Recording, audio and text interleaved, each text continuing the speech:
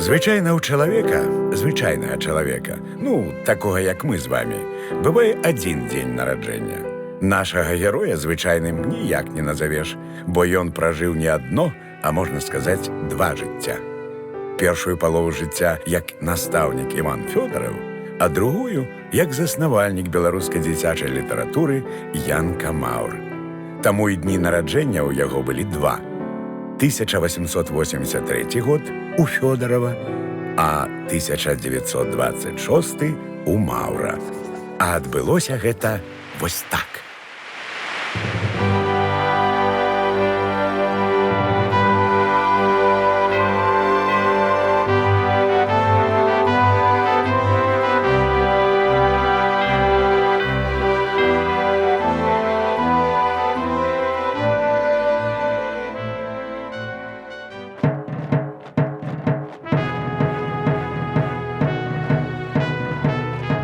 На пачатку 20-х гадоў, калі піянерскі рух у рэспубліцы станавіўся масавай з'явай, узнікла вострая неабходнасць ува ўласным піянерскім друкаваным выданні. Цэнтральны камітэт камсамола Беларусі адгукнуўся на гэтую патрэбу дня і наладзіў выпуск дзіцячага часопіса «Беларускі піонер». У ім не толькі асвятлялася жыццё піянерскай арганізацыі, але і друкаваліся розныя забаўляльныя і пазнавальныя матэрыялы. І вось аднойчы мастак Анатоль Тычына, які прымаў удзел у афармленні часопіса, параіў рэдактару «Беларускага піонера» Алесю Якімовічу звярнуць увагу на выкладчыка гісторыі і геаграфіі 25-й чыгуначнай школы Івана Фёдарава. Ён і чалавек цікавы, і педагог выдатны, і нават друкуе свае фельетоны ў ленінградскім бегемоте і ў савецкай Беларусі, а часопісу новы аўтар вельмі патрэбны. Вось як апісвае сустрэчу сам Алесь Якімовіч. У рэдакцыю зайшоў новы для мяне чалавек, немалады, салідны з выгляду, у акулярах. Я расказаў настаўніку Фёдараву пра часопіс і пошукі супрацоўнікаў, а ён скупа пра сябе і сваю работу. «Што ж, падумаю», — сказаў ён нарэшце. «Ёсць у мяне фантастычныя нарысы жыцця першабытных людзей. Я іх нікому яшчэ не паказваў. Вам жа яны, вядома, не падыдуць. Нічога піянерскага ў іх няма», — усміхнуўся ён. «Ды і падшліфаваць іх яшчэ трэба як след».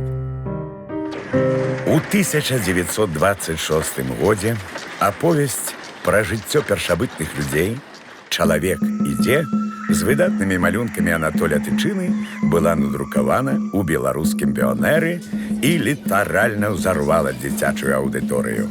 Гэта была першая навукова-фантастычная аповесць, якая ў забаўляльнай форме наглядна тлумачыла дзецям тэорыю эвалюцыі Дарвіна. Гэта і было першае з'яўленне нараджэння пісьменніка Янкі Маўра.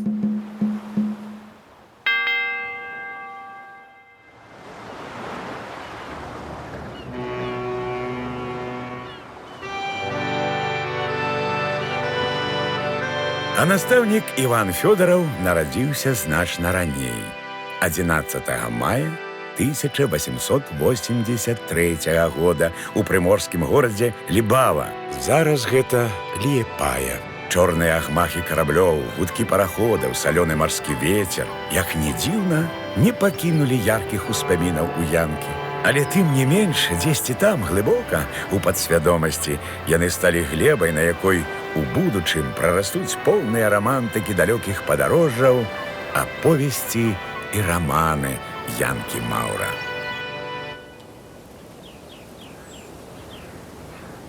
Калі Івану было 8 гадоў, памёр яго бацька. Янка з маці пераехалі да сваякоў у глухую вёску Лебянішкі. Вёска знаходзілася далёка ў лесе на мяжы Літвы і Беларусі. Ні царквы, ні школы, ні ўлады. Да бліжэйшага ўрадніка 10 вёрст. Увогуле дзікае месца. Невыпадкова у Маўра потым так пераканаўча атрымлівалася апісанне побыту папуасаў і жыхароў вогненнай зямлі. Бо і жыхароў Лебянішкаў цывілізацыя не вельмі закранула.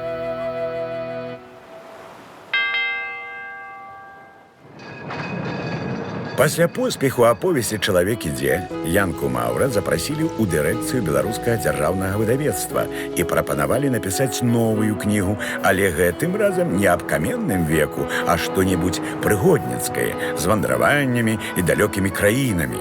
Маўр пагадзіўся, і ў 1928 годзе была надрукавана яго аповесць «У краіне райскай птушкі», следам за ёй «Сын вады», а ў 29-м роман «Амок», які завяршыў своеасаблівую майнрыдаўскую трылогію.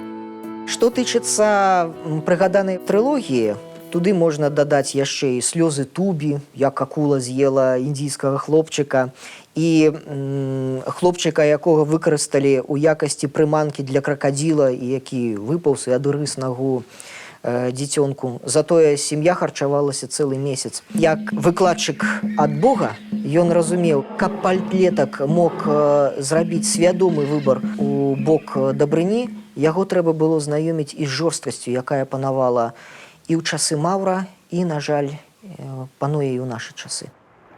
Гэтыя кнігі папулярныя ў юных чытачоў нават у наш перанасычаны забаўляльнай літаратурай час. Бо, нягледзячы на тое, што Маўр ніколі не падарожнічаў у Новую Гвінею, Інданезію або на вогненную зямлю, ён з такой дакладнасцю апісвае гэтыя экзатычныя краіны, што здзіўляе нават тых, хто бываў там неаднойчы. Гэтаму вельмі спрыялі не толькі энцыклапедычныя веды Маўра, але і яго захапленне мовай эсперанта, на якой ён меў перапіску са шматлікімі эсперантыстамі свету, а значыць, атрымліваў інфармацыю, што называецца «з першых рук».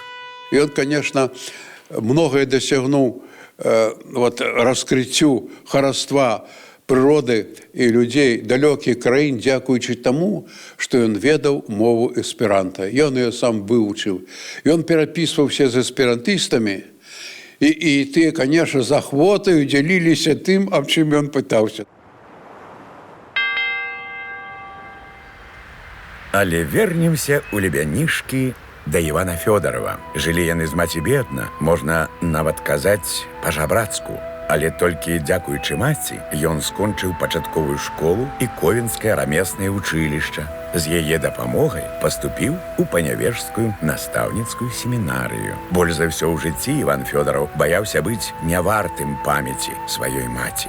Глыбока веруючая жанчына, яна памерла падчас паломніцтва дзесьці ва ўкраіне ў кляштары, пакінуўшы свайго сына змагацца з тым, у што свята верыла сама. Вучоба у Ковенскім рамесным вучылішчы, мабыць, самая цікавая і важная старонка ў біяграфіі Фёдорава. Менавіта тут ён атрымаў сваю першую працоўную спецыяльнасць. Тут ён пачаў актыўна чытаць прыгодніцкую і фантастычную літаратуру. Тут пазнаёміўся і з ідэямі Чарльза Дарвіна. І менавіта тут, перакормлены да плёхі малітвамі і словам Божым, упершыню узбунтаваўся і абраў шлях розуму і навукі, а не асветленых тысячагадовай традыцыяй міфаў і памылак.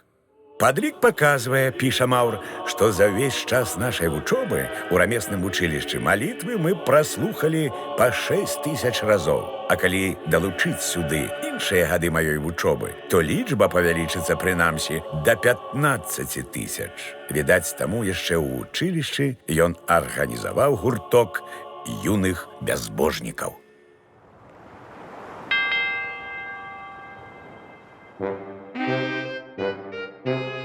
У 1928 годзе, раўналежна з майнрыдаўскім цыклам, Янка Маўр піша злую, атрутную дасціпную казку «Падарожжа ў пекла», дзе спаўна расплаціўся з папамі за тумакі і зневажанні, атрыманыя ад іх у дзяцінстве. У 1934 годзе выйшла адна з найбольш паспяховых кніг Маўра «ТВТ». ТВТ задоўга да цімураўскага выклікала сапраўдны рух сярод школьнікаў. Праўда, доўжылася гэта не шмат часу. Таварыства ваяўнічых тэхнікаў было адкрытым выклікам афіцыйнай нарматыўнай педагогіцы, бо барацьба за незалежнасць, якую абвясцілі ТВТ-таўцы, гэта шлях да набыцця ўнутранай свабоды, сцвярджэння юнамі сваёй самастойнасці і чалавечай годнасці. Але ні час, і сацыяльная сістэма пра гэта не меркавалі. Я лічу, што ён гэтым не папярэднічаў з'яўленню цімураўскага руху. Хутчэй, Маур апісваў валанцёрскі рух, які зараз вельмі папулярны ў Еўропе і ў Амерыцы.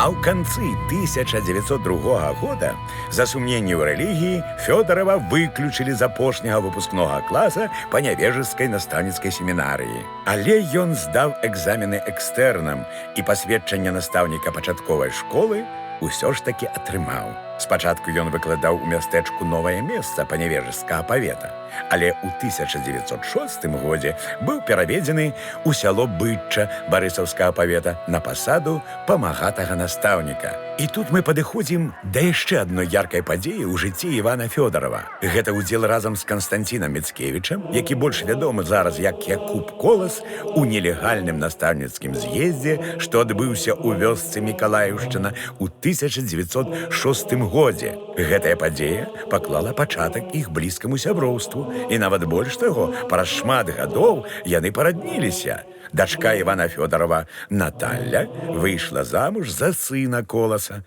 Міхася. Яна поступила ў авіацыйны інстытут у Алмаце, а я поступіў у Воронежскі авіацыйны інстытут у Ташкенце, а пасля я перавёўся ў Маскоўскі інстытут, а яна прыехала у Москву з інстытутам, і на 3-м курсе мы сустрэліся, пазнаёміліся, спадабаліся адзін другому. Вот, ну і пабраліся і прайшлі доўгую дарогу даўжынёй у 65 гадоў у згодзе, у сяброўстве. Але давайте вернемся ў 1906 год. Пасля настаўніцкага з'езду на яго ўдзельнікаў абрынуліся карныя меры. Так Якуб Колас на 3 гады сеў у турму. А вось Іван Фёдараў, дзякуючы сваёй багатай фантазіі і пачуццю гумару, абышоўся, што называецца, малой крывёю. У рапарце інспектара другога ўчастка Кваснеўскага ёсць наступныя паказанні настаўніка з Бытчы. Наогул, здавалася яму, піша Кваснеўскі, што сутнасць справы складалася ў гулянцы, а не ў пратаколе, і што да сораму свайго ён павінен прызнацца, што ледзь не самую галоўную рэвалюцыйную ролю ў гэтай справе адыграла гарэлка. Тым не менш, Фёдараў атрымаў часовую забарону на прафесію, і тут у яго лёсе адбыўся яшчэ адзін нечаканы паварот. В 1906 году Иван Михайлович остался и без работы, и, как говорится, без угла. Варвара Фёдоровна Адамович, дочь священника Бытчанской церкви. В 1906 году она овдовела и с 3 малолетними детьми приезжает к отцу в местечко Бытча.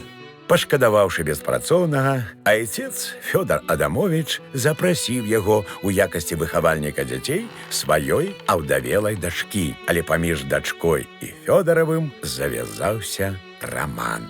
В доме сложилась непростая ситуация.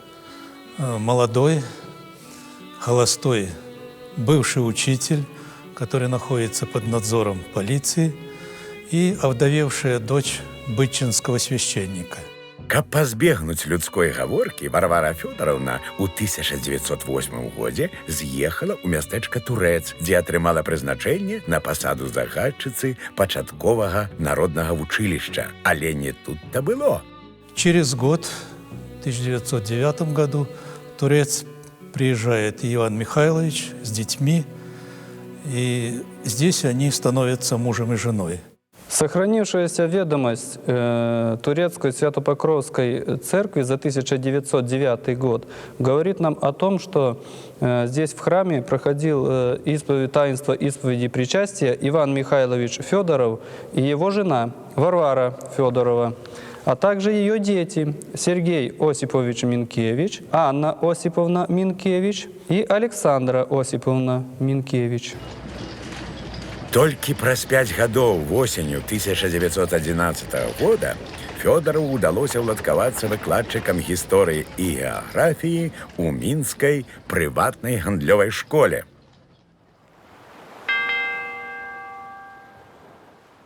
У 1930 годзе у Янкі Маўра выйшла з друку кніга, якая зрабіла яго ўсесаюзна любімым дзіцячым аўтарам. Аповесць «Палескія Робінзоны». У беларускай прыгодніцкай літаратуры гэта было безумоўна новае слова. Маўр паказаў, што не толькі ў далёкіх экзатычных краінах, але і зусім побач, тут, у Беларусі, ёсць свая, неўбачаная яшчэ нікім рамантыка. Ёсць пушчы, не менш цікавыя, чымся далёкія трапічныя лясы, ёсць азёры і балоты, якія ўвесну робяцца морамі, ёсць звяры, якія радзей сустракаюцца на свеце, чым сланы і тыгры. Калі я ўзяўся наогул за гэты сюжэт, мне ўжо было пад 40, і хоць мінула з тае пары роўна 80 гадоў, я ўсё ж меркаваў, што самае галоўнае аніякім чынам не састарэла. Насамрэч, вось героі, якія трапляюць на выспу, спазнаюць Беларусь менавіта ва ўмовах выжывання, і вось лёс правёў іх праз такое выпрабаванне, каб яны сталі свядомымі, адданымі, добрымі, сумленнымі людзьмі. Сказаць, што гэтую кнігу чытачы любілі, гэта не сказаць нічога. Яе чыталі і перачытвалі, знаходзілі памылкі і спрачаліся з аўтарам. Так, на адной сустрэчы Маўра са школьнікамі вучань 4 класа пацікавіўся, адкуль у Мірона і Віктара, герояў аповесці, апынуліся вяроўкі, якімі яны звязалі бандытаў, бо акрамя 4 адцэрэўшых запалак ды мокрай махоркі у іх больш нічога з сабой не было. І масціты пісьменнік прызнаў сваю памылку і паабяцаў у наступным выданні кнігі выправіць яе. Ваша аповесць падала нам столькі хваляванняў, пісалі аўтару вучні 2 класа герцаеўскай школы-інтэрната, столькі душэўнай напругі, што мы яе лічым адной з самых цікавых, самых займальных кніг, прачытаных намі калектыўна. Кніга была настолькі папулярная ў савецкіх дзяцей, што ў 1934 годзе на кінастудыі «Савецкая Беларусь» маладымі рэжысёрамі Леанідам Маўчанавым і Іосіфам Бахарам быў створаны фільм «Палескія Робінзоны». Нягледзячы на тое, што сцэнар напісаў сам Янка Маўр, фільм атрымаўся хутчэй пародыяй на аповесць, чым экранізацыяй. А ў 1972 годзе, ужо пасля смерці аўтара, па матывах кнігі была ажыццёўленая яшчэ адна экранізацыя. Фільм рэжысёра Леаніда Мартынюка «Неадкрытыя астравы».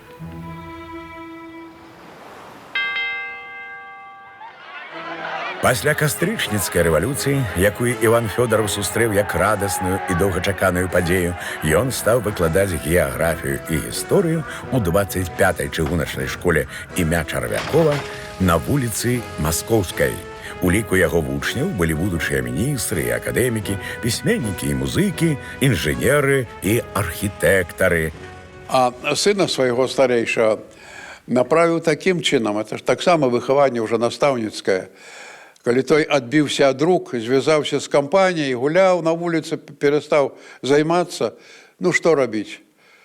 Ён вырашыў так, сабраў яго рэчы ў мяшочак ці там торбачку і сказаў: ну, Феденька, ідзі да сваіх хлопцаў і зарабляй сабе на хлеб, як хочаш. Не хочаш вучыцца, я цябе карміць не буду. Той задумаўся, выйшаў, пахадзіў, чым заняцца, прыйшоў і сказаў: тата, я буду займацца. Ну, добра, і стаў займацца. Звычайна свае заняткі Іван Фёдараў завяршаў фразай Шиллера: «Маўр скончыў сваю справу, Маўр можа ісці прэч». Кажуць, так і з'явіўся псеўданім Янка Маўр. Вялікая эпоха беларусізацыі скончылася крывавым тэрорам. Шматлікія сябры і знаёмыя Янкі Маўра загінулі ў лагерах, былі расстраляныя, некаторыя скончылі жыццё самагубствам. Час светлай рамантыкі і фантастычных прыгод скончыўся. Па сутнасці, это быў геноцид, накіраваны супроць мыслящай інтэлігенцыі. І больш за ўсіх дасталося Беларусі, дзе амаль 60% творчай інтэлігенцыі было знішчана. І от аднойчы прыйшла павестка ў следчы камітэт. Ну, думаў, все, уже стаў збірацца, зашоў туды, і раптам следчы: Фёдараў, Янка Маур, ой, так вы ж мой любимый письменник. Дякую вам за вашу творчество. Идите и будьте спокойны. Вас ніхто чапать больше не буде. І от дякуючи тому, що його книгами були зацікавлені многие, у тим ліку і ці слідчі, він, по сутності, вирятував його від арешту і розстрілу. А неўзабаве прыйшла яшчэ адна бяда. У Савецкі Саюз уварваліся нямецкія войскі. Вялікую айчынную вайну Янка Маур сустрэў далёка ад роднай зямлі, спачатку жыў у Новасібірску, потым пераехаў у Алмату. Гэта былі цяжкія выпрабаванні як фізічных, так і духоўных сіл. Каб пракарміць сябе і сваіх блізкіх, ён рамантаваў за грошы абутак і здымаўся ў масоўках. У 1943 годзе пісьменнік пераязджае ў Маскву, дзе трапляе ў бальніцу, моцна захварэўшы на вадзянку. У гэтым жа годзе Янку Мауру споўнілася 60 гадоў і 20, як ён стаў пісьменнікам. Такі вось двайны юбілей, а тут і вайна, і хвароба, і нягоды. Але гэта быў чалавек, які не ўмеў адчайвацца і чакаць літасці ад прыроды. Маур купіў новы партфель, зрабіў на ім дароўную шыльдачку з надпісам «Янку Мауру на памяць аб яго 20гадовай бескарыснай літаратурнай дзейнасці ад Івана Михайловича Фёдорова 1943 год» і падараваў сам сабе.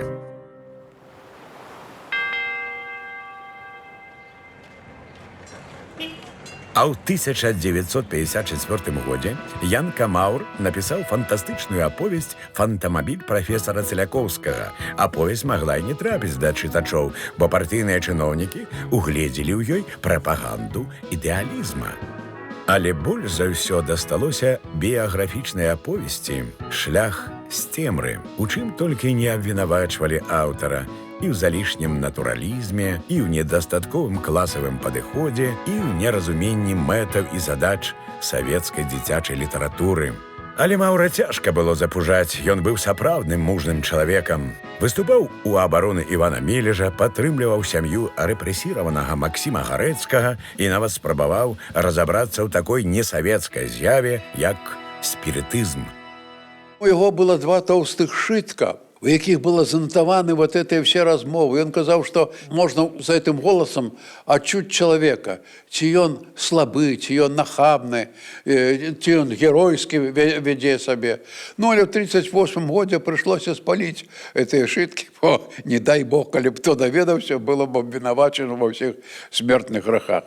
На старасці ў Маўра былі вялікія праблемы са зрокам. З-за катаракты ён практычна аслеп, што, аднак, ніякім чынам не адбілася на яго характары. Так у Коктебеле 72гадовым пісьменнікам здарыўся наступны выпадак. І вось аднойчы, калі ён быў на пляжы, але у такіх людзей, які не бачаць, у іх слых вельмі добры. Ён пайшоў у воду і пачуў: «Ратуйце, ратуйце». Гэта была маленькая дзяўчынка. Ён адразу кінуўся, хоць на беразе пакуль людзі стаялі, яшчэ не ведалі, дзе гэта што, але ён ужо падхапіў яе. І толькі калі ўжо падышлі бліжэй да берага, ўжо іншыя людзі кінуліся дапамагаць, ён гэту дзяўчынку выратаваў.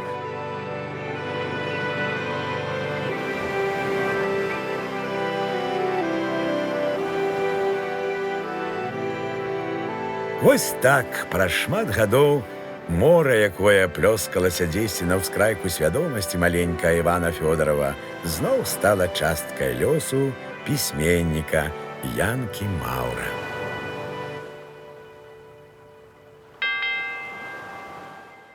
Кнігі Янкі Маура былі перакладзены на дзесяткі замежных моваў, у тым ліку англійскую, нямецкую, іўрыт і нават кітайскую. Тиражы перасягнулі 2 мільёны, але дзяржаўную прэмію Янка Маур атрымаў, на жаль, ужо пасмяротна у 1972 годзе. Яго сын, вядомы фізік, акадэмік Акадэміі навук БССР Фёдор Іванович Фёдораў перадаў прэмію у фонд міру. Напэўна, Мауру спадабаўся бы такі ўчынак, што ёсць грошы у параўнанні са шчырай любоўю і вялікай цікавасцю юных чытачоў да яго твораў. кто с книгой по жизни шагает, тот никогда и нигде не пропадет. Из той же самой песни можно сказать, что книга нам строить и жизнь помогает, и так далее, и так далее. Вот. Я не скажу, чтобы уж с песней плохо было бы в шпрете. Ну, а с книгой все-таки лучше. Реальнее.